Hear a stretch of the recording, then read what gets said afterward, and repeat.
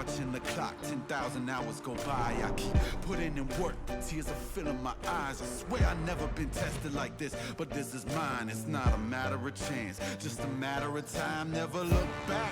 If something's standing in my way, I always push back. If something seemed impossible, I never took that. Nah, cause now I know better. Can't stop, won't stop, I won't quit ever. The highest fall, it won't break me. The blood and sweat is what made me. I'ma get mine, just a matter of time.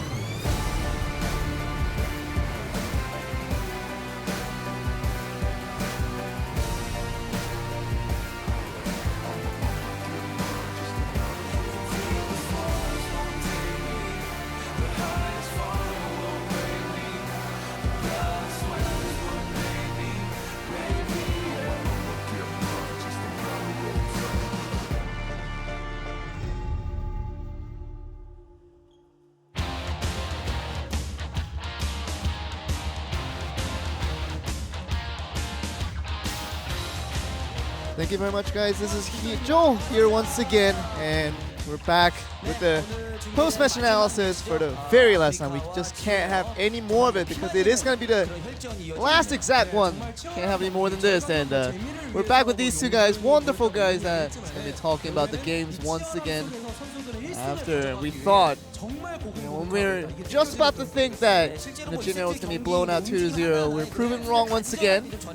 We get to see the resilience of Jin and their willingness to stick in this one and just try to stay in and never say die. And they are here once again, bringing us to Game 3, Game 8 overall of the night. And let's get to the highlight here.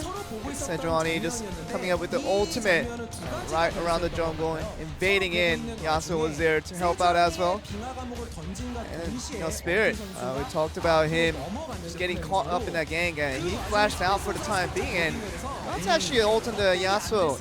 And that allowed for the kill of the Grace, and we thought that the Yasuo coming in with the Sejuani ultimate, thought it looked clever at first, but we knew that once the kill goes on the other end, you definitely know you've done something wrong with that invade. The cover coming in from Jin was a lot faster there, and could have been a lot better from this side, but the invasion didn't work out too well, and we'll see how the other plays went out as well. It's really looking at a couple of teams here, and we were looking at team fights where Afreeca had to come back and fight back to gain the victory, but it never really came through with Jin having so much control for most of that match. And this was right here. For that first 10 minutes or so, it seemed as if Afreeca had control of the game, but really just looking at the Sejuani there, and you know that losing that Chilling Smite actually on the Spirit, and as soon as the ultimate was off, Umpty was ready to fight right back.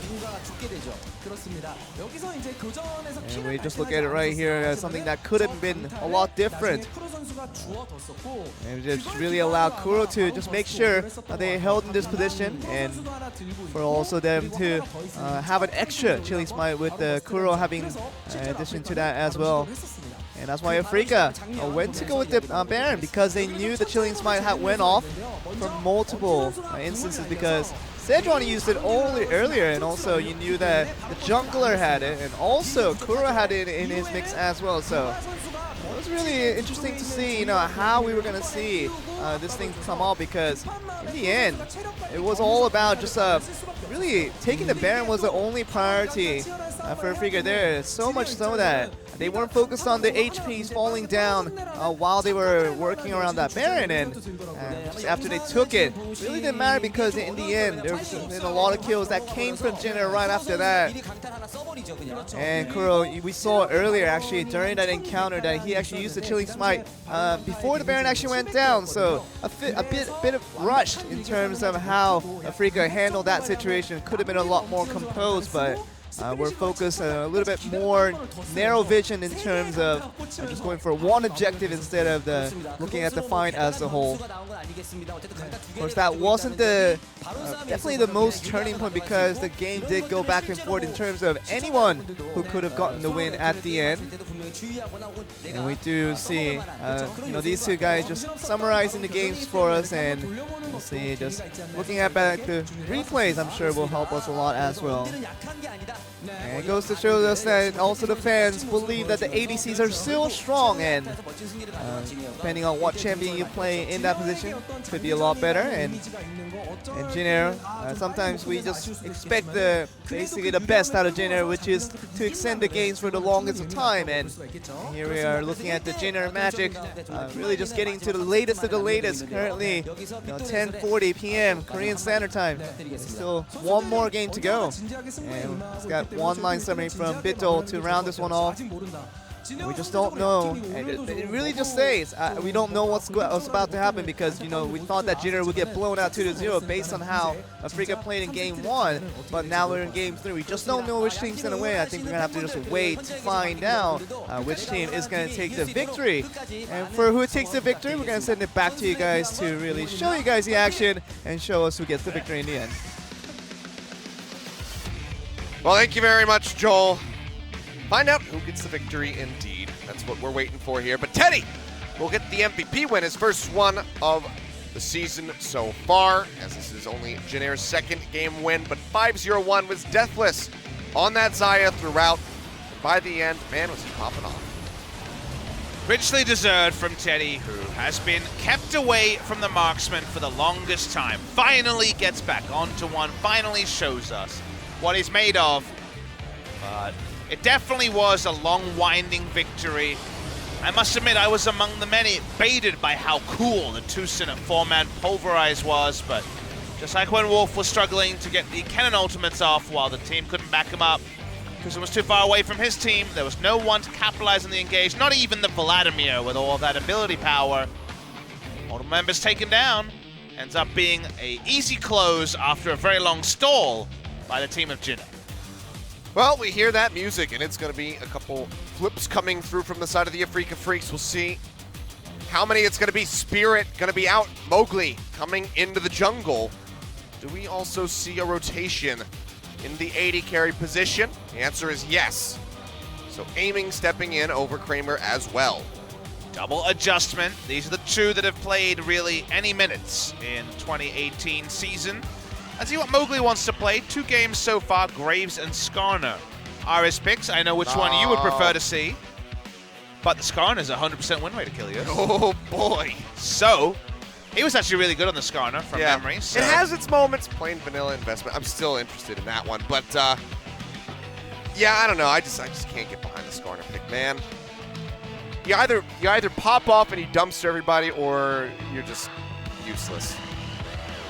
Well, it seems that we were more in the secondary camp, and all those QSSs meant that by the end, there was really no way for the Skarner to impact. Let's have one more game of League of Legos, 8th of the day. Hoping for something new, something crazy. Honestly, whether that's an Afreeca Freecs new pick or a Glad Plane, I'll take the new on this particular series. Well, we're going past 11 p.m. here.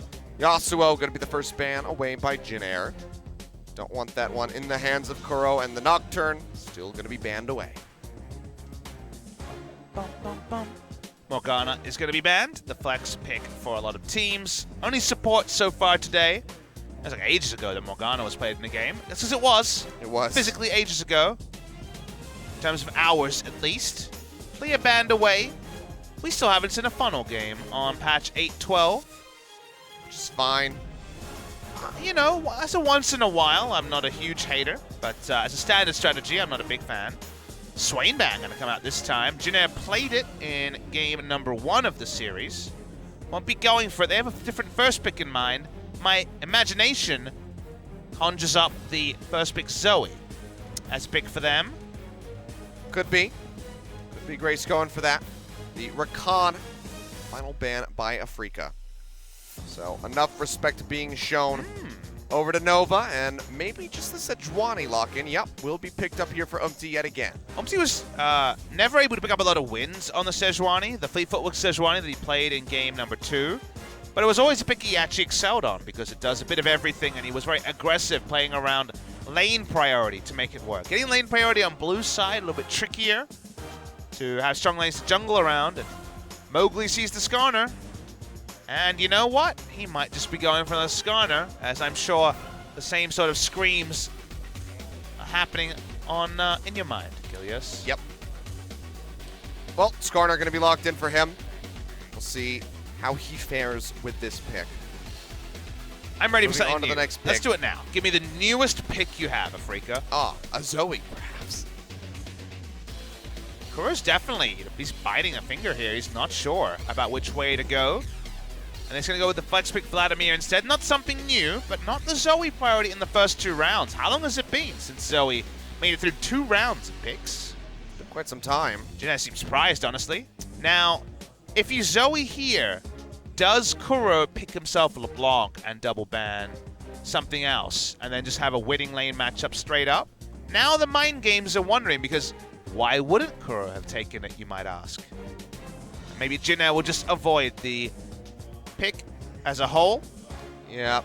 Well, that's going to be the Zoe. Give me the So LeBlanc. Lucian and Zoe, do we just see the LeBlanc here? That'd be awesome. And throw that Vladimir either into the top lane or into the bot. Maybe the Aurelia? Kuro's been playing this one up quite a bit as of late, but A lot of people playing the LeBlanc, so you can understand the Aurelia as a more standard matchup, or the Galio if you wanted to go for team fight. He's not going to show it. He's in fact just going to flash the Aurelia as a mind game, it appears. first But ban Renekton then, perhaps, with the Aatrox locked. you would really hope so. If not, then maybe he's mid lane. We did see FLICKR play this True. just yesterday. With teleport against Rise Kindred, and he won lane. It was just the most Faker things. They're saying, no, we'll play at top lane. Yeah. So Renekton off the board for the Aatrox to give Keen a comfortable laning phase. It's a very rough one there in that second game. Imagine he leaves Mundo open. Some people ban Mundo in this scenario because Mundo can get to a critical mass of beef and not be able to be taken down. Already solo killed Soan in game 1 in that exact matchup, so maybe they're a bit more willing to leave it up. But we'll see what they're feeling. It's going to be the Darius banned away instead. 2 of the lane busters are taken out, so maybe we will see So1 default to the Mundo. Another good game where you can consider an Ornn on the side of Yeah. Jin and So1 does play a whole lot of that Blacksmith. Final ban here. Will it be another coverage ban for the Zoe? Again, LeBlanc is certainly in the wheelhouse of Kuro. Wait on a note. They're just going to be happy with an Aurelia ban. They pack it up and say no shed playmaking for Tucson. Give us support and mid lane on the side of Afreeca. Could also be a mid lane Vladimir, but not really expecting it.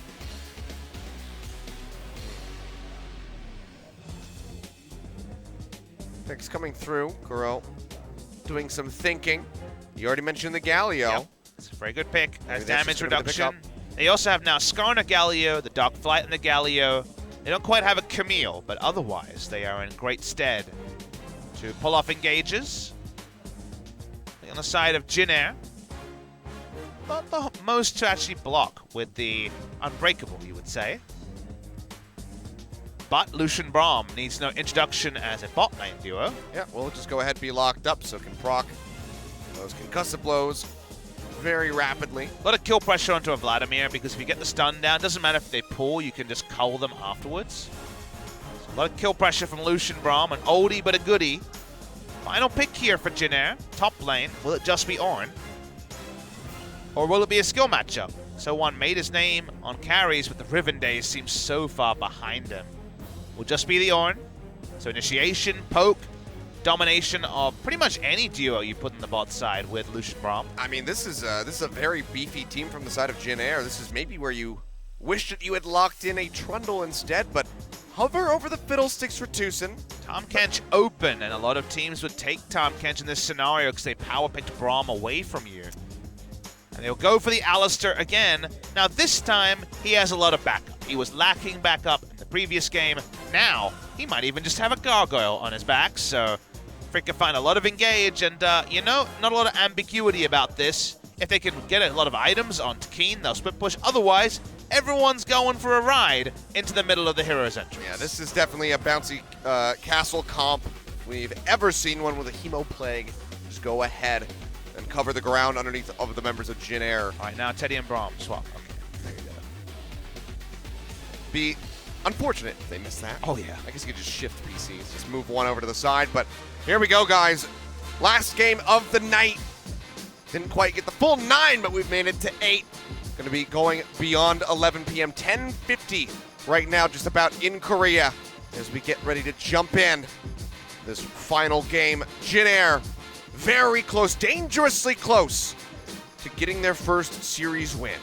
Afreeca Freecs, 2-1 loss to the King Zone Dragon X. Fine. 2-1 loss to Hanwha. Not as fine. 2-1 loss to Jin Air would be a shocker. Afreeca Freecs a little bit off the boil. Some of their drafts not fantastic previously. And play in game 2 not clean. Jin Air GreenWings, like you say, dangerously close to a Glad plane for the first time this season. Already, the second match win is already nearly enough to get you a Glad plane. They're just right there. They're waiting on the runway. They've almost got the all clear to take off. See if they can get it here in game number 3. Afreeca Freecs need to bounce back from that loss, need to close this one out. Otherwise, they throw everything into doubt right before they go to Rift Rivals. Let's see if they can do it, or if Jin Air can come up with this massive upset. Let's jump into game number 3.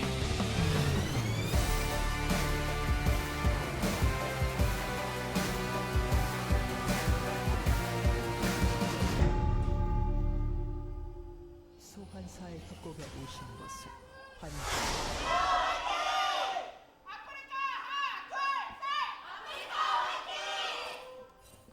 Rolling into the final game of the night. 8th game. We started at 2 p.m. local time, but we have the fixed starting time. So that's why the schedule has gone this way. Still, really appreciative of the 100 or so fans who stuck around till very, very late in Korea. Dedication right there.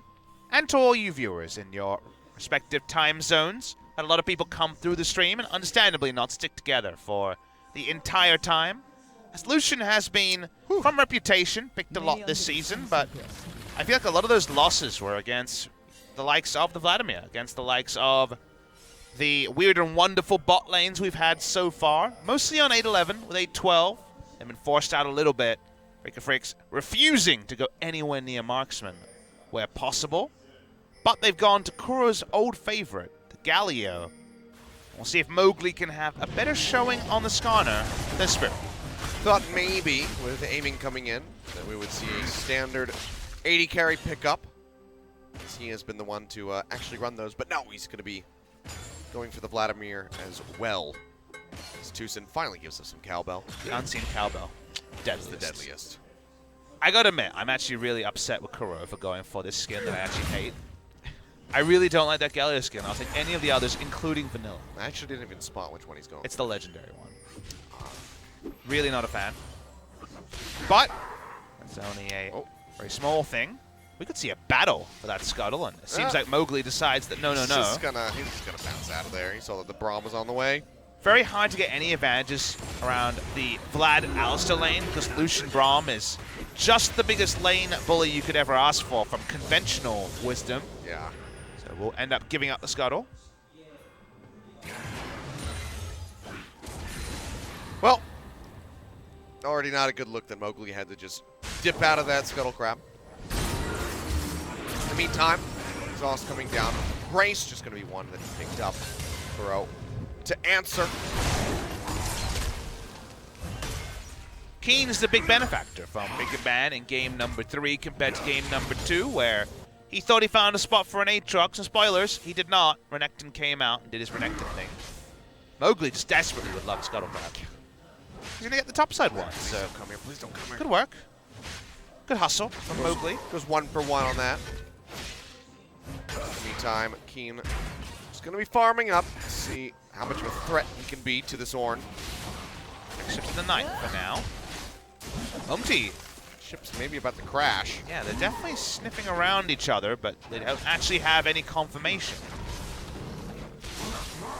Smite out from Mowgli. Will be able to get this. Prefer not to use it. Oh! Yeah, one final attack. Umti, however, going to be wrapping Could around the still get collapsed side. on. Yeah, this could be a bit rough here. Let's watch the laners. Seems like coming Ornn's going through. to get there. Both of them going to get stunned up at the same time. So on coming down. Grace as well, getting the pinch here onto Mowgli. I think he might just go down, flashes to the side, gets a shield. Keen coming in, looking for that kill onto Umti. Will not find it. Now he's going to be slept by the Trouble Bubble. First blood already picked up by So-On. Flashed away by Keen. Flash forward from Grace. He's got another flash ready to go. Flashes in. Shots coming through, looking for the pop-up there. King jumps to the side with the Dark Flight. Kuro puts himself in harm's way. The Aatrox will get out alive, but Jin Air yet again picks up the first blood. Pretty insane that Keen gets out of that one. Looked like he was dead to rights. Kuro kind of gave up. He was already backing. He ended up interrupting the back and was able to channel the taunt to guarantee the escape. A charmed escape, but like you say, from very early in the piece, it seemed like Afreeca knew they weren't going to be in a good scenario as Mowgli caught with his hand in the cookie jar. For so long, there wasn't the confirmation, but the moment he saw him kiting topside, Umti knew he had his man. Very solid pickup coming through there. Gets it onto the Ornn, which will make this lane a bit more survivable here for Soan. Picks up a Sheen. Sorry, the Piggy got very weirded out by the pathing bug with the minion coming in, and you're right, Sheen very early for the Iceborne Gauntlet to try to take some decent trades. Bellows Breath into a super auto attack and also some max HP damage. It's a pretty good trading tool, it turns out. It's at the cost of a Frozen Heart, but you look at the enemy team and you say, they don't have an AD carry. Don't even need a Frozen Heart. It's going to be multiple flashes down on all sides.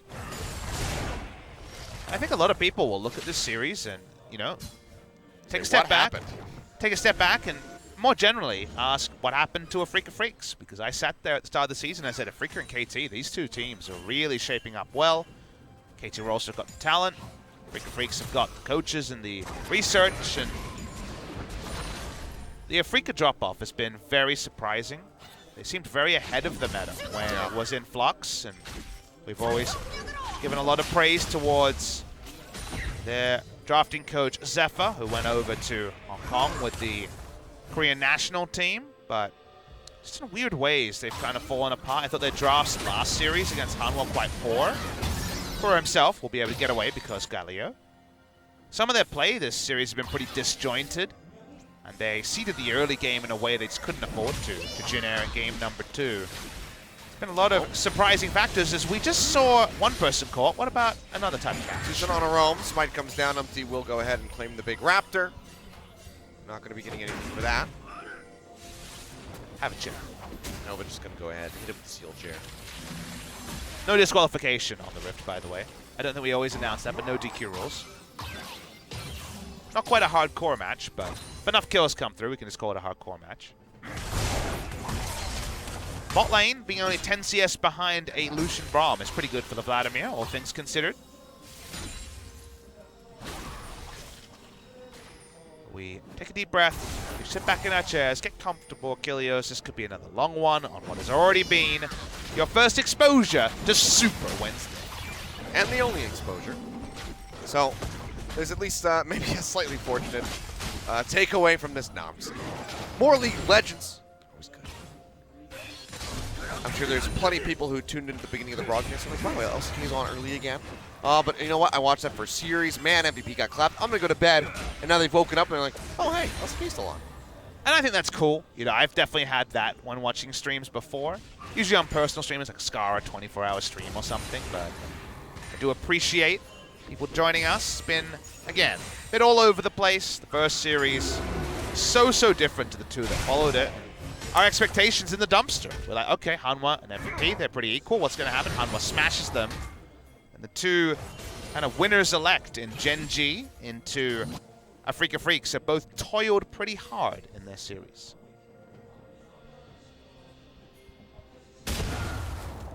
Well, there's nothing like getting first-blooded that makes you want to slow down a game, so Afreeca try to play this one out as patiently as possible. Frozen, or well, I was going to say Frozen Fist, but Iceborne Gauntlet getting ready to come through for Soan. Isn't it amazing how many people call the item Frozen Fist, even though it never was released as Frozen Fist? Yeah, it's just, you know, it's got that short-handed, it's not really short-handed at all, but it's got the FF alliteration going on. It looks like a Frozen Fist. I mean, you can type in Frozen Fist in the shop as well, and it'll pop up. It was only ever on PBE as the Frozen Fist. When it hit the main client, it was already the Iceborne Gauntlet. I don't really see the reason for the change, but it's fine. It's not one like Rat-a-tat-tat, where everyone was just instantly mad. Yeah, that was one that people got triggered by. Definitely a sequel of things in that kind of era where people were upset. Dynamic Q was not too far after. But here we are. Dynamic Q in the rearview mirror. Spray and Pray returned. Jinner GreenWings on the precipice of a Glad plane for the first time of the season. It's just going to be the calling coming down. It's a lot of damage in on the aiming. But again, Vladimir not going to be forcing him back. In the meantime, Keen is back behind the turret. Trying to stay away from searing charge into the wall range. Mowgli Chillin'. just hanging out. T arrives here into the bottom side. Zoe maybe on a bit of a roam as well. We'll be cutting back over to the mid lane, so not going to be seeing the 4-man bot. One of our old metrics for how a mid lane roaming champion was doing was control ward lines. Double control ward on the bottom side. So Galio, who wants to pack up and join Tucson on an engage, will be spotted very early. Good stuff, as it's definitely the most reliable way for Afreeca Freecs to find a hero's entrance in the early game. Mowgli pushing forward. They'll clear out the control ward and also dissuade that Mountain Drake from being taken. That was the start in game 2 for Janair. A slippery slope. On the Drake, as there's the frozen fist, Kilios. It's done. All set, ready to go. So on. It's a lot better than Tiamat. Ready to smack some people around. Pretty cool not having back timings, but that is just a special thing coming through from the Orange. Aiming gonna get stunned up, takes a lot of damage. Oh. Rough lane against the Lucian Braum that we haven't seen in Korea in a long time. I'd love to see a flash info for last time we had Lucian Braum in the bot lane. I'm gonna say 2017 spring, maybe? It's been a while. Been a really long time. Even though it's always been good. Lucian went out of the meta for quite some time. True. Finally makes his way back in, and here we go back on that slippery slope. The Mountain Drake will be finished off here from the side of Janair. In the meantime, Mowgli takes that as the go to start up the Rift Herald, but Grace is going to stop by and say, hey, another stun.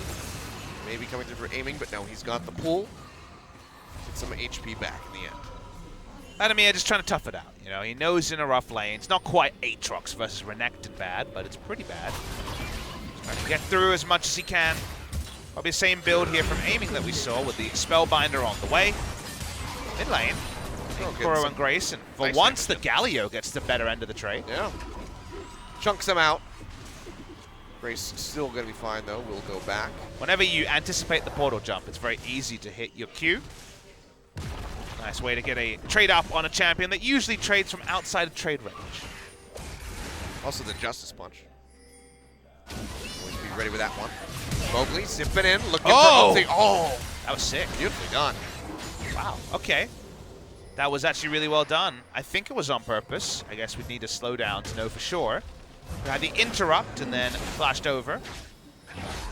Oh, Mowgli, knowing that Umti's down below half HP, will go ahead and start up that Rift Herald yet again. Blue buff going low will get handed off to Grace. Who does desperately need that. Mo was like, hey guys, I just want this Rift Herald. I've been spending 2.5 minutes around here. Please give it to me. Grace looking to steal it away. It was close though, but not gonna happen. Is it safe? Can I go get it, please? He looks like a dog waiting to get the treat. Yeah. And to be like, it's okay. Is it safe? Is it safe? I don't know that person. Is it all right?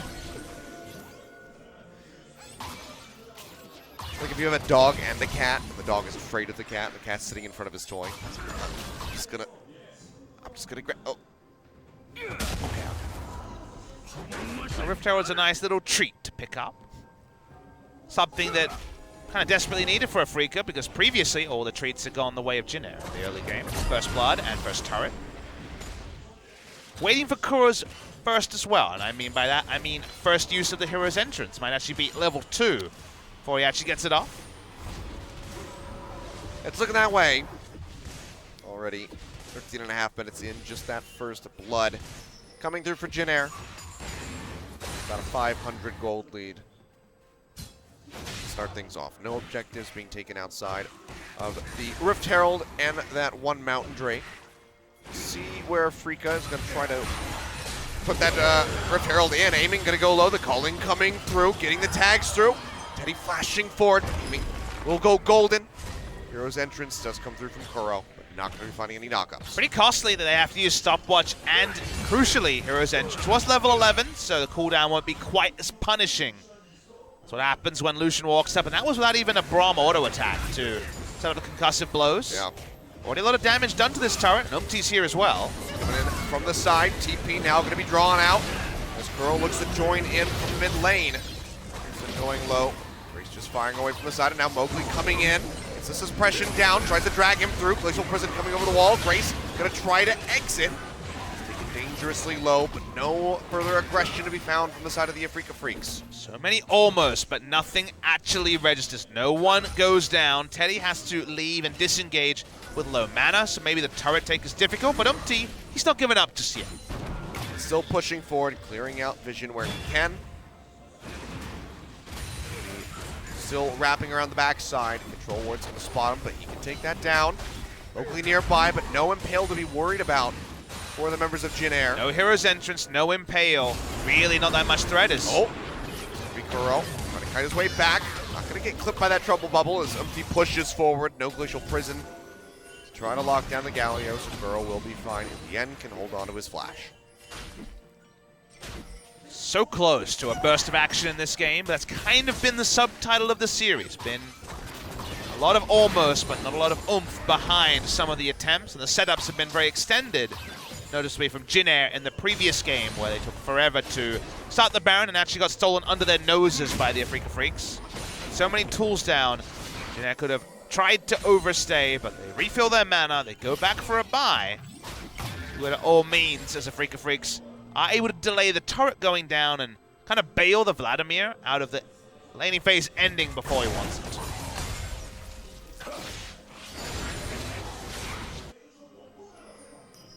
No crazy pop-off plays to be found from Keen there in that top lane. Teddy's the closest thing that we've had so far to a pop-off, as he's just been wrecking aiming. Hasn't been able to get the kill, however. Summon on the Rift Herald here into the top side. Couldn't interrupt it with the Q. The Bellows Breath obviously just for damage. In the meantime, though, Jin Air's still going to be getting the first brick bonus. But they don't have to slow down to Afreeca Freecs, so let's see what happens further to that play. Yeah, they can keep on charging forward. Get that extra hit in onto the inner turret. You know what? Amusingly getting knocked aside by Shelly. Shelly goes down finally. Is looking at the damage dealt, and like you mentioned, Achilleos, we've seen most of it on the screen. Most of it's been Lucian trying to chase down Vladimir and slay him. Look at how different the scales are there. About 4,000 extra damage for the Lucian to bust lane, and so far so good. Nice poke out there onto Tucson as Teddy goes forward, getting a lot of damage in onto Kuro. Moving around Teddy is a really good strategy right now. He's hugely powerful. He's level 11. If this monitor does, once again, do me justice. So for him to be level 11, it means a lot of damage on the culling. He's going to feel good about his one-item power spike. Won't die in the initial CC. Speaking of CC. But Pulverize in onto Nova. Glacial Fisher's going to come down, as well as the Prison. Just dissuading Afreeca from pushing further forward. Cloud Drake going to be started up, which I think Jin Air can basically just go ahead and hand over. Wouldn't be of much consequence. We'll see if they actually want to fight this one out, however. Freecs have a lot of ultimates up. This is risky to walk up to for Jin Air. Dragon going to be going low. Slides there from Mowgli. Afreeca, do they try for any sort of engage? Looks like the answer is going to be no. They'll take the Dragon. They'll be happy with that. Everyone will go their separate ways. Horde coming through. Tucson just going to get melted down. Comes in, and so on just runs him down with the ultimate. That is not something that you see every day. Shots coming through. Kuro jumping away with the trouble bubble, and now Jin Air looking to open up this mid turret. That was definitely a strike coming through from the Orin, but here comes Keen, probably just trying to buy time. Keeping this turret up is really the only objective Afreeca can hope for. Killing an Alistar with that, that's like hitting a 7-10 split right there. Oh boy, 2-0. Jin Air maintaining a lead. Afreeca Freecs don't have a kill on the board this time. Able to get a Drake, but no more. The Gold League slender. The comp from Afreeca is intensely mid-game though, Achilleos, and we're watching the mid-game start. Can they actually turn on? Focus flashes up, they can try something. Breath forward there from So On. He'll go golden. Suppression coming through, and that is just going to be Nova going down as Afreeca finally finds a kill. Nearly 20 minutes into this game. Forcing around the area because they see Lucian in the bot lane. Braum dying. and not losing any HP on the mid lane turret. Again, not the worst for the side of Jin-Air. Waiting for So1's next ultimate. How can you even pull off a better one than the first one? I think it's the same thing like we were talking about with Tucson on the Gragas. Just leave it be. Don't even try to beat that. Crow taking a bit of trade damage there, or exchange damage there at the end as Grace just keeps firing away. They take down that turret, so 2-1 in that regard. Jin-Air moving further forward, 1.2 thousand gold in the lead at the moment. Is this actually Teddy setting up for Rage Blade onto the Lucian? Could still be Black Cleaver into a Zeal item, but... sorry, not Rage Blade, Trinity Force, I should say. Trinity Force from the Phage. Ooh, a classic. A real old classic. It could come out here. I don't think it's going to be Trinity Force. I think Black Cleaver into a Zeal item is the more normal choice. But Trinity Force would be fun to see, so we'll have to wait and see if he actually goes that way. The old, I have all my items, let me sell my boots and get some Triforce action. Well, Phage and the Dagger versus Phage and a Ruby Crystal, you can understand wanting to build a bit of damage. A Zeal never really goes to a miss. Waiting to see what the decision is from Teddy, who, you know, is really far ahead. He's actually keeping up in items and has a QSS, so he's best of both worlds. Almost 53 CS up right now while we're aiming. Rotating around him has been the source of most of Jin-Air's good news. His culling is already cutting through some of the members of Afreeca Freecs. It makes sense. Teddy has been the shining light for Jin-Air GreenWings in the past. So playing around him certainly seems to be one of the best win conditions you can create for yourself if you're the Jin-Air GreenWings. 3v3 in the top lane. Get a 4v3 as Grace arrives. Double bubble in onto Mowgli in the back. A bit of damage coming through as they knock this turret down to about half. But wave gets thinned out.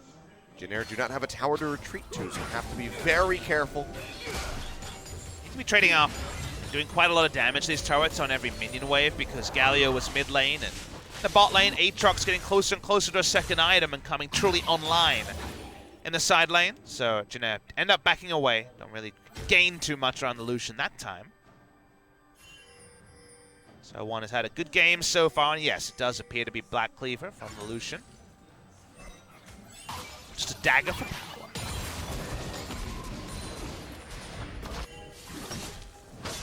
Let's see where the game's at. Trying to evaluate whether Jin-Air are going to be happy with their spot, and you definitely say yes. It feels like Afreeca has so much pile-on, so much guaranteed engage. And with a Vladimir hitting 2 items, including healing reduction, I think between 20 and 30 minutes, Afreeca have to show their true colors. If this game continues to inch forward the way of Jin-Air, and Afreeca Freecs are going to start to miss their window. But their window is so reliable, and it's, again, the sort of window that can lead to a Baron and maybe the game just ending in one big set play. Jin-Air are rightfully being a little bit conservative in their move forward.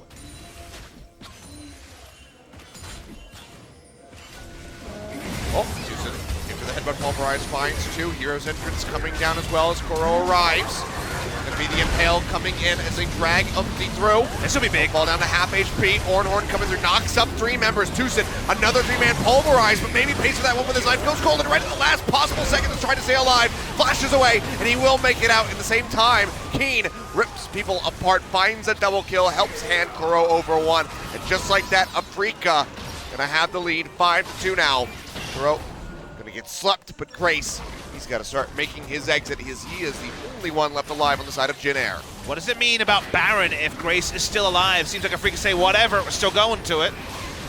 They're all going to be dangerously low. Grace has a lot of siege potential, and everybody is so very squishy at the moment here when compared to this Zoe. Keen, hungry for more, flashes in, looks for the pick. Instead, we'll just lose out on his passive, and the Afreeca Freecs have to abandon the Baron. So it ends up being a huge success for Afreeca overall, but stopping the Baron is all you could ever ask for from the Zoe. So that's still a really big play by Grace to stall what seemed like the Baron power play that we've been alluding to. It wasn't the ideal wombo, but watch the replay and consider how the front line is able to zone Teddy out of damage. Teddy is the MVP of this scenario, but all he's able to do is open up with a culling, and even though the Ornn ultimate's hitting so many members, Teddy can only really auto onto an Alistar who has his ultimate up Then the stasis begins, then the Vladimir chases him down. So damage to priority targets is almost nil from Teddy because of the terrain that Jinna is fighting in. If you have a ward, if you have a control ward, if your front line is stronger, maybe you do more damage to Lucian, but this time, Lucian is chased down. Yeah, that's a turnaround for Afreeca. So 5-2, they take a gold lead of about 1,000. You can see there, Keen topping off the damage on that last team fight. Teddy will be able to trade back this tower in the top side of the map. We'll claw back a bit of that gold, but still 3-1 in towers. They're just about evening it up. So a lot of standing gold for the Afreeca Freecs to claim. For Jinna, you have to really think about where you fight. There can be multiple fights where Galio, Vladimir, and Alistair stand in front of Paddle Stars and Lucian damage, and that is going to be a pretty significant problem before big item purchases come in. Black Cleaver does qualify as one of those to allow him to have a bit more threat, to try to slice through. By him, I mean Teddy. The front line coming through from Afreeca, but their front line is strong. Vladimir can just press Spellbinder and run at the Lucian. So executing on teamfights is going to be a bit of a struggle until we see even more damage coming through from the Lucian. Yeah, Teddy going to be needing to put this team on his back and have Grace just consistently there, landing those trouble bubbles, forcing out flashes and whatnot from the side of the Afreeca Freecs. They've stabilized things, but it's a pretty even playing field at the moment. Afreeca are at the item timing where starting Baron and then turning with any sort of wombo is what they want to do. And also, speaking of points, Well, Keen to go ham here in the bottom side, so on. Himself safe. Horn comes in, gets the pop-up. He's going to go dangerously low. Neither going to die. side lane push getting better and better for Keen, getting closer and closer to being able to take down the Ornn. On the turret, more difficult, but getting closer and closer, and he did get the flash out of the Ornn in that play. Extra summoner that won't be available if a Baron buff power play happens or some sort of Baron contestation happens. In a really fascinating part. Small, slender gold lead to the side of the Afreeca Freecs. Close to death cap for aiming, where he really takes off in terms of damage. Again, to me, start the Baron, turn off the Baron, and Alistair, Vladimir, and Galio will probably be able to do the rest for Afreeca Freecs. All after that last fight, Keen really trying to make an argument for himself to be the double MVP here today. Which would be fun, because we might get to hear Zeph at the same time. True. Don't know how many queries they'll have or hard questions about some of these struggles, but I'd love to hear his take on them. Didn't mention it, but before, actually upgraded his Ornn item very early and turned the locket into a super locket, so a bit more resist, but he's got a Cinder Hulk, which has health scaling and some resist, so he's very weak. For the gank here. Find that glacial prison, but Tucson has the ult, so he'll be fine. They said that to fine if they mean something. You just traded your ultimate for a sports ultimate. What are you going to do now? Are you going to start a Baron? Are you going to look for a play? Are you going to walk up and clear vision? Or is it just, well, let's wait for our cooldown? So, I mean, Tucson's that much squishier without the ultimate ready to go, so if they could bait them into a fight and blow him up, that might be good. Mowgli going to go golden here right before those concussive blows get procced. So getting rid of a stopwatch. A nice little play there. up on both of the top laners. Keen level 16. So one hasn't reached that mark yet. Umpty kind of isolating himself. He charges over the wall. He's just going to get headbutt pulverized into the taunt. Now he's dead. Afreeca Freecs now have an opening to try to get something like the Baron. Not sure what Umpty was thinking. Brain fade. I don't think he was thinking too much Achilles. We've seen this from isolated plays and multiple people and so on in game number 1. That's the smite down for free. Afreeca Freecs just owned the pit. Intriguing is one of the only words I can really put to that. Afreeca Freecs now looking for the play. Grace starting to see jump. Tucson going on a secret mission, wrapping around the backside. Not sure if he was spotted out at all. He'll come over the wall, finds a 2-man knock up there onto Nova. Hail in onto Soan as well, as he is just isolated to the backside. Gets that Ornn in, but he can't even bounce it back the opposite direction. He is just going to get popped as Keen finds yet another kill. 7-2 here. Afreeca Freecs on the board, 1,100 gold up. We'll push Jennair back They can retreat over to the Baron pit if they so choose, clear out that vision, maybe even try to make a play. Kuro goes forward, finds the taunt in onto Grace, but no follow-up for the kill. In the meantime, it's just going to be a TP here onto the minions in mid as they knock down a turret. Swani is back, but Orin is down for 20 seconds. No Baron play unless we see a huge headbutt pull. Sid coming around from the side looking for Upti. Just got respawned, comes back in, might go straight back down, but Houston taking a lot of damage. Hemo play can get dropped in here from aiming. Just for disengage. Catches a couple members, but not going to be getting a big burst of damage there onto Teddy. Will be fine for the moment. Afreeca Freecs is going to go ahead, peel back, get some vision control around the Baron. Jinair is lucky a couple of times in a row not to lose this Baron. Teddy's low on mana, doesn't have Essence Reaver in this build, at least so far. So we'll have to shop, but it is a full disengage from Afreeca as well.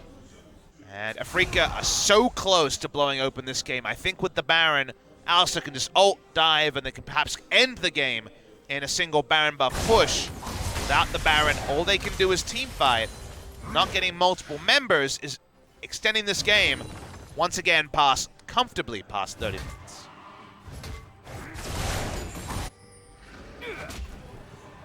So far, 8.12, definitely trending in the direction of slower games, or at least longer ones. I think it's a combination of the meta being a bit more explored and also Banner of Command, meaning that you can't run as many bruisers, and also Banner of Command being removed, meaning that turrets in general live a little bit longer.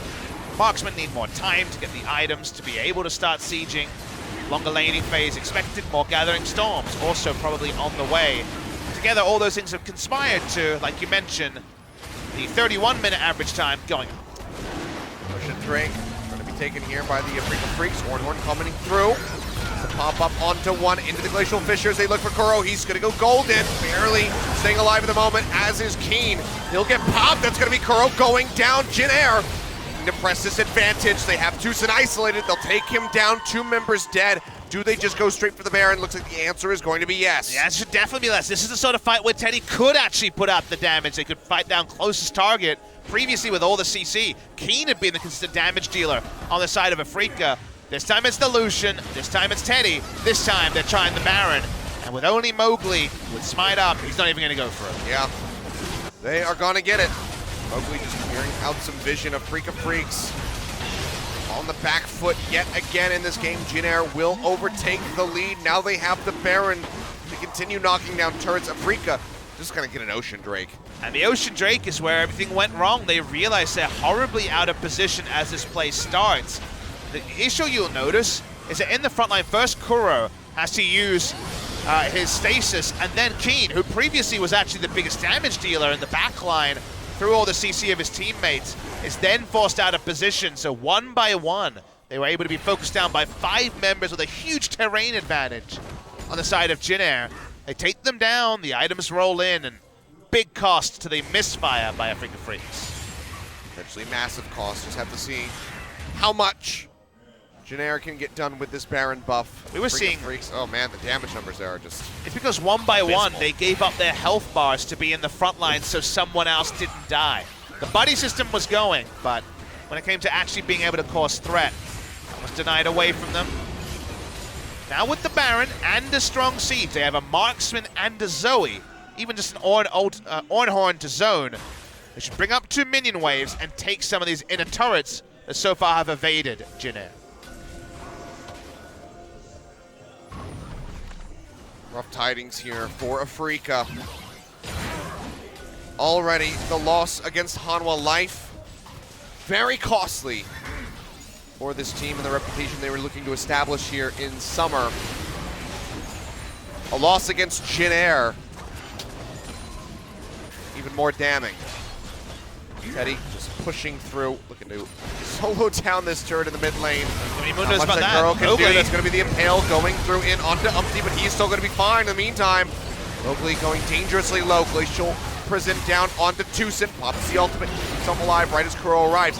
Teddy coming in from the side. Keen jumping forward, trying to lock him down. A lot of damage coming through. Teddy has to flash away. Kuro nearly falls, but they manage to trade one back there onto Umpty, looking for another. As Soan goes down top in jungle.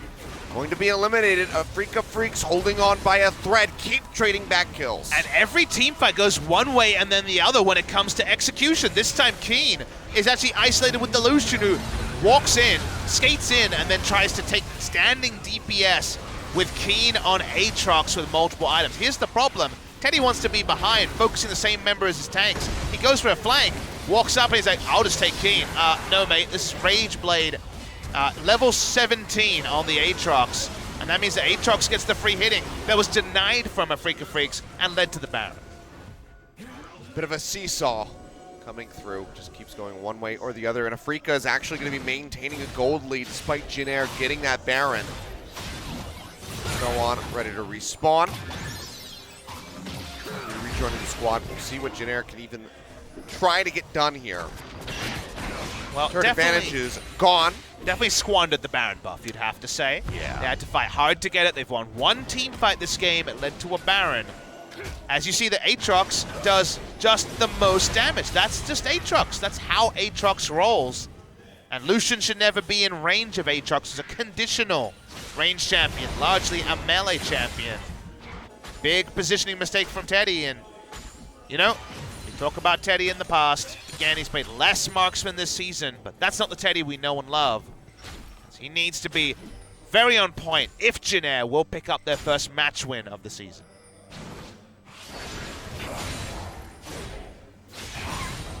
Elder Dragon going to be on the way relatively shortly here.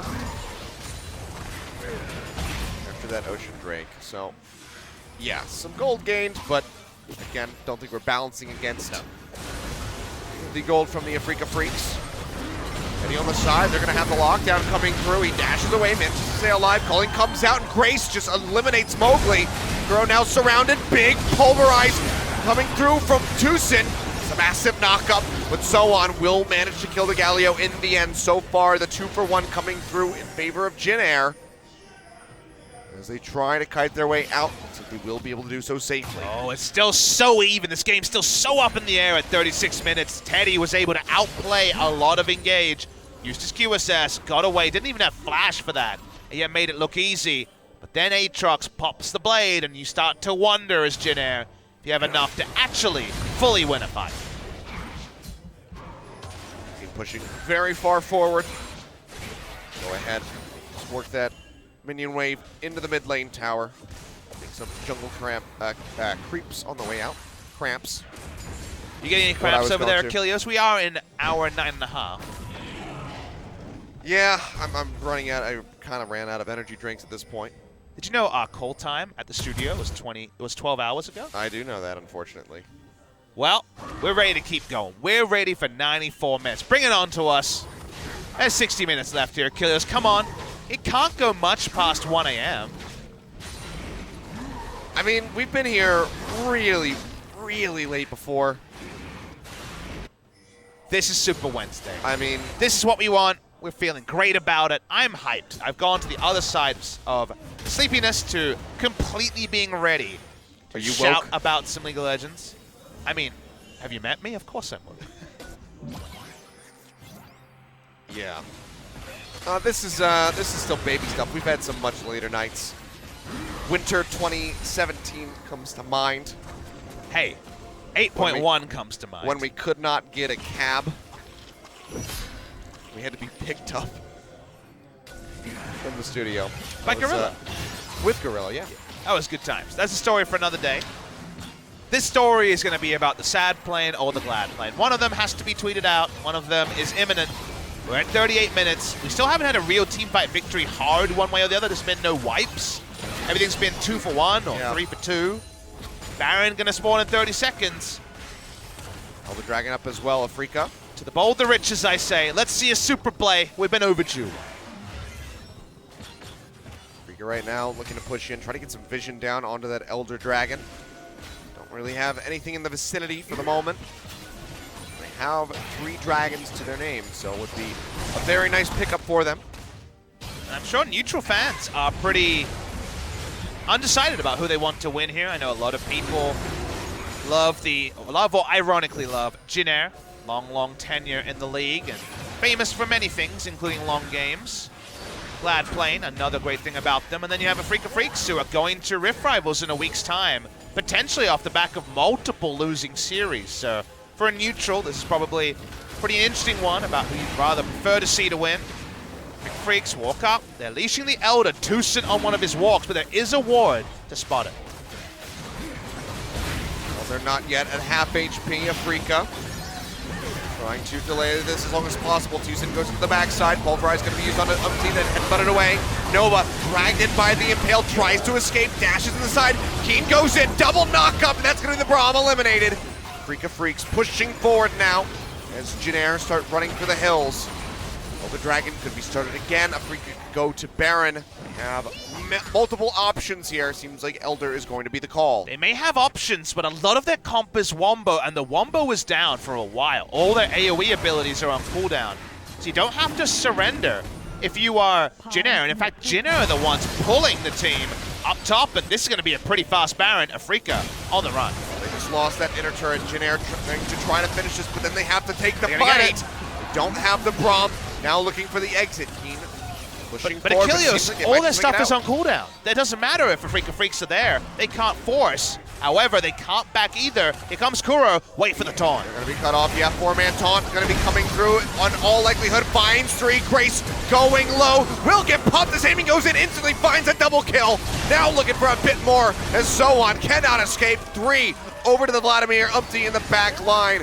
Nothing that he can do. TP in onto the minions. Nova desperately just trying to clear these out, but he's just a lowly Braum versus the might of the Afreeca Freecs, and this should just be about it. Keen delaying Umpty will take him down in the end. Animal cruelty. Chases forward, finishes him off, and Afreeca Freecs not going to be losing to Jinair today. They go the distance.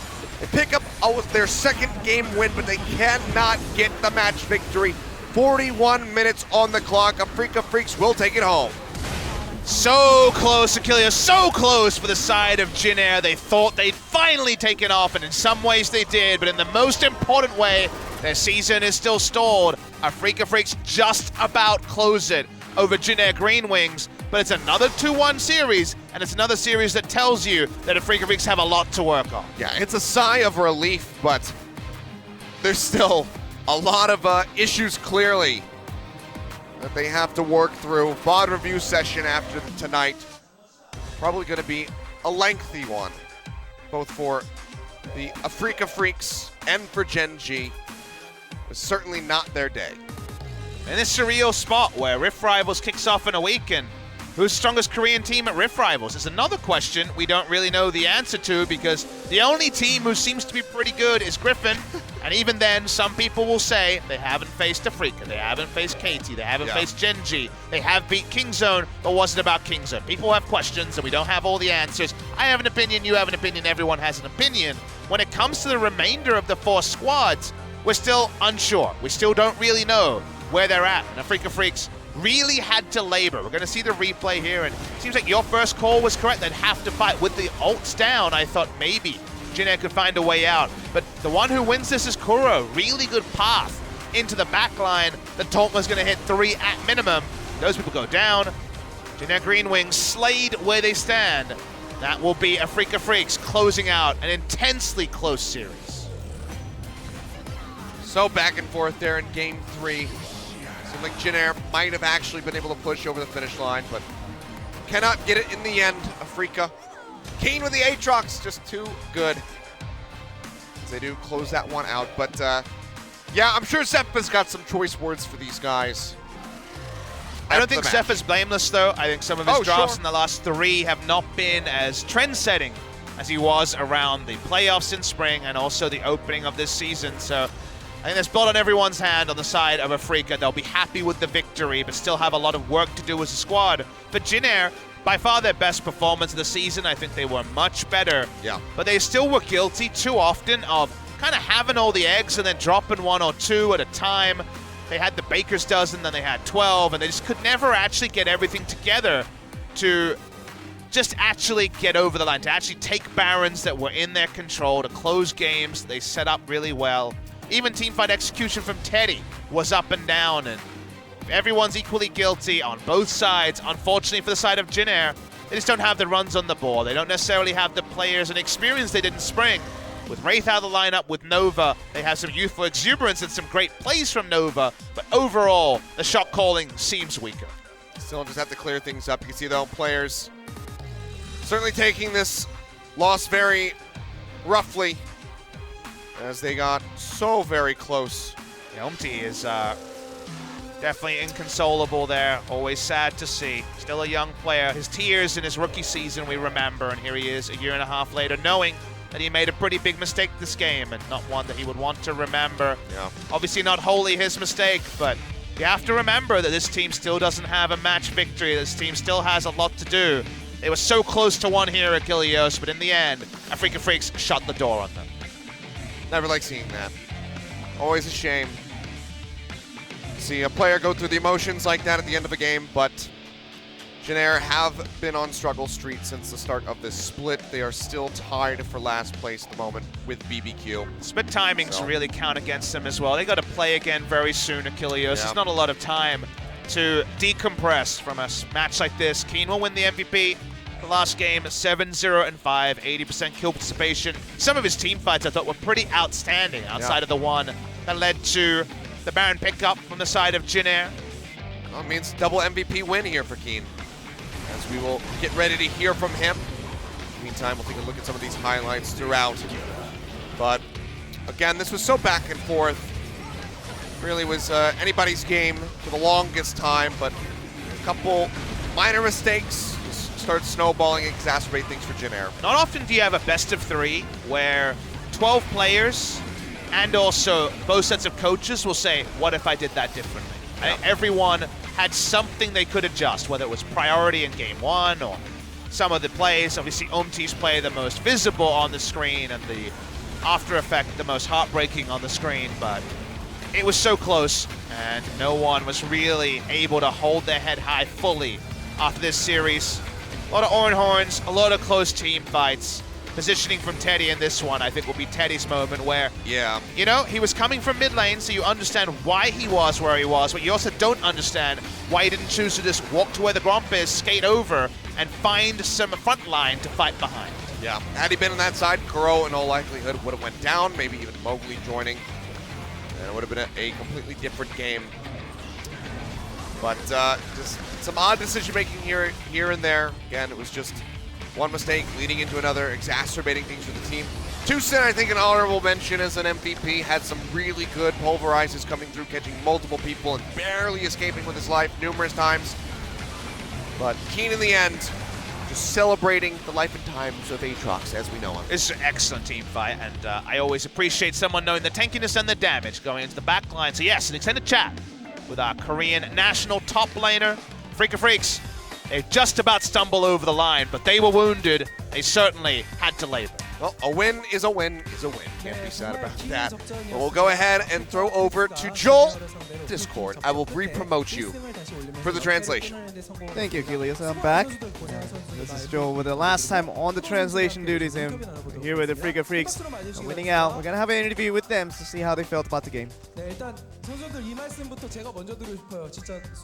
I mean, great job, guys, today. I mean, you guys worked hard for that win, and I'm sure that was a very relentless effort trying to get that win all together. It feels great to win.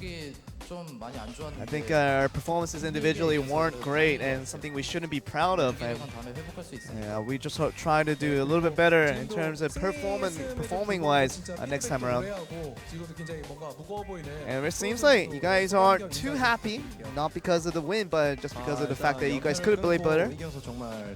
Of course, it does feel good to win, but getting the win, but with the lack of fundamentals and just not feeling well with it, that's kind of what I feel right now. I know that you guys worked really hard to be here, and we're trying to go with the Aatrox and whatever you were trying to do. And I've been hearing that Aatrox is getting remade, but not a big fan of Aatrox. But I'm actually for the remake, so whatever they want to do, I'll just definitely let them have that way. It's just really hard to predict just auto-reviving champions, and it becomes a lot harder to play against. So just because of that, you know, I wish that Aatrox hurries up and gets remade very soon. And something that came up with is that it's really iffy situation where we thought that Aatrox would see whether it would die or not. Of course, it wasn't really even before the revive. It was more about thought that Aatrox would have died out. He tried to just come up with the life steal, try to survive through it, and didn't you feel like you were gonna die out? Yeah, I thought he was gonna die for sure, and we were actually just going for the recall there, but he was really trying hard to make sure he stays alive, and so at the same time, I canceled my recall after that, and after I realized that he was actually gonna stay alive. And you really were just back and forth in your HP bar, just going back and forth. How did it feel? I didn't think I was gonna stay alive, but I knew that I was trying to just run away, and I just knew that the life steal was definitely there, so I used that right at the end. Of course, just overall flow towards this long series wasn't that great for you guys, but what about the composition that you guys formed up today in terms of picks and bans that you guys came up with in terms of preparation? How was that altogether? Did you feel like that as the game extended would have been more difficult for the ADC? When we were forming around the composition, and of course the head coach was trying to let us have a easier game, but sometimes, you know, when that's always his intention, but sometimes it turns out to be the best picks, sometimes it doesn't always become the best picks, and we always have to be aware of what the other team is going to pick as well. So just being very informative of knowing what to do was kind of the biggest assignment that we had to take care of. And it was really about whether the actual range champions would come for ADC or not, and it's been going back and forth, and I'm sure that you guys didn't want to get it, but Vladimir, what do you think fits better with the composition? I feel like the entire the third set really defines you know, how you may perhaps felt about the Vladimir pick altogether. It's just Vladimir is about that all-in-one damage and just trying to stay alive. But at the same time, the ranged ADC champions are more about just if they can survive, especially in the early game, they should do better. But it's really about the early game, whether they can survive or not. Also get to see a highlight of the Aatrox coming in from Keen, and weren't you scared when you actually went in for these ones? And there's a lot of CCs coming through your way. I feel like it would have been a little more difficulty. It was really iffy because I knew that if we just make a little bit of a mistake, things could go very wrong. And I was just trying to trust in myself and trust in my teammates as well. And with the Aatrox jumping in and using with the ultimate, making that noise, it just feels like people are liking the Aatrox being a lot more visible nowadays. Do you feel like, especially with the Kuro with mid, do you feel like you're the one who puts a shot calling, or would you just trust on Keen to make that decision? I was just a Galio, so it was more about me protecting the Aatrox more than anything. But when it all initiated with the Tucson on the Alistar, and of course at the very end, we thought the biggest thing was between the Elder Dragon and the Baron. It was really trying to decide whether to split the objectives into, and we saw the game ending in retrospective of how that came about around the objectives. Did we feel I didn't know we felt that we really needed to trade that objective, because I think we should have gotten both for how far we are ahead. And you guys were pretty rushed into ending the game once the team fight went your way. You know, yeah, I always can survive for 2 rotations, so knowing that I just can be the stable pick for the rest of my teammates to work the damage in. We also get to see, you know, what he's exactly talking about here. This was putting the Lucian up in the air. Of course, if Lucian wasn't put up in the air, that could have been a lot different. That CC, just a couple of seconds, makes all the difference. Did you feel like that was the finisher to the game? I knew that as soon as I rushed in, I knew that CC was going to connect towards Lucian, so I was feeling pretty confident about that. Of course, the players seem very tired. You can see them very exhausted with both of these guys. You know, you do have lots of fans, and I'm sure staying up really late. And of course, Afreeca Freecs were struggling in the most recent couple of days. So hopefully, maybe you guys do a lot better after this win. And I'm sure the fans are very curious about your mindset that you have right now. Of course, as the representative of Korea and also now Afreeca Freecs, would you like to say anything? I think the meta is just shifting so extreme-wise, and there's always a lot of adapting to do. The fact that we thought that we knew the meta, and sometimes it gets confusing because, you know, once we thought we knew and the meta doesn't really go our way, and it becomes a thing where, you know, we're just always researching, we're always experimenting, and by the time we're done experimenting, the meta changes again. And I feel like that trend is still ongoing, so it's something that we're trying to overcome right now as a team. And I'm sure all the players are doing the best of their efforts to try to accomplish exactly that. But and of course, are you going to Rift Rivals and also everything in the mix? And would you like to say anything with that? I mean, playing outside Korea is my first time in an experience, and it's definitely something that shouldn't be taken for granted, so I want to try my best to make the best out of it. And we're trying to see if your wonderful performance individually could lead to Afreeca Freecs doing better. We know that the game's really extended to really late in the night, and we thank you guys for always coming out to watch for us. And we're looking towards MVP, and you know, those games we can tell that, you know, we're going to try to become better and try to become a better team altogether. And that was Afreeca Freecs with the interview with these 2 players succeeding in the way to getting the victory for their team, and that was the interview with these 2 players, and sending it back to you guys for the rest of the broadcast. Thank you very much, Joel. Well, what a day it has been, Papa Smithy. Went all the way to 8 games throughout. 12 hours since you and I arrived at the studio. Over 10 hours since the broadcast went live. And now we close it out with Afreeca Freecs barely inching their way over that finish line to pick up a win. So it ends up being a very memorable ending.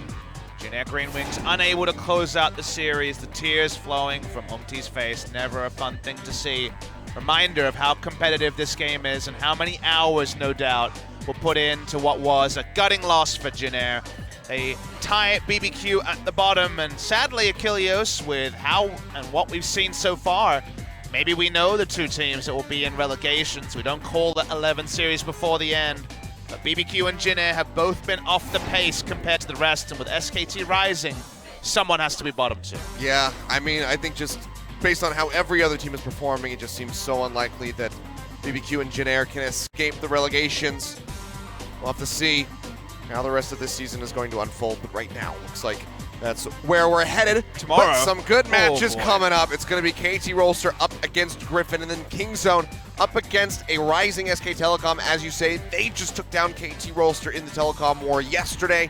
Now they go up against Kingzone, who also lost against Griffin. And when it comes to that Griffin match, that's actually Griffin's last game before Rift Rivals. It's their final match, so if you want to get on a hype train, if you want to see them with your own eyes and not have to watch VODs, first match tomorrow, 5 p.m. Korean Standard Time is your last chance. KT have gone full KT. They beat Gen G in dominant fashion and then lost to SKT. If we know the roller coaster, does it keep going down or does it go way Does up? it go right back up? Either result is quintessential KT. Could KT be the first team to take down Griffin? 22-0, 22-1, 23-0. All of these are possible. Who knows, but that's going to be it from us here tonight. I'll see you guys in 16 days, way after If Rivals. Max or Atlas and Papa Smithy will close out the OGN week. Thank you guys for watching. Thanks for sticking with us through it all. We'll see you next time.